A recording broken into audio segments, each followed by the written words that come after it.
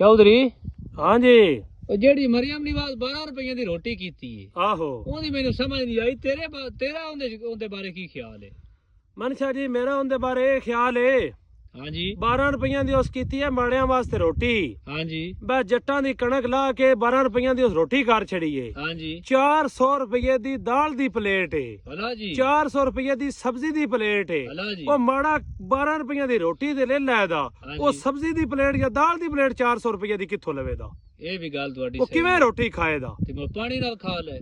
वो अल्लाह दे बंदिया पानी 150 रुपये दी बोतल है 150 रुपये दी पानी दी बोतल है भला जी हाँ वो किवें रोटी खाएदा पानी दुध नालों भी मग है ये भी गल तुहाडी सही है दो 120 रुपये लीटर है हाँ ते ओ पानी वाली तुसीं पियांदे 150 150 रुपये दी मैं लई है परसों बोतल है ओए हाल ते दूजे नंबर ते मरियम नवाज नु इस बारे सोच नहीं बस चीनी दा रेट कित्थे वे घ्यो दा रेट कित्थे वे सब्जियां दा रेट कित्थे वे दालां दा रेट कित्थे वे सारी हर चीज खास समेत हर चीज उते है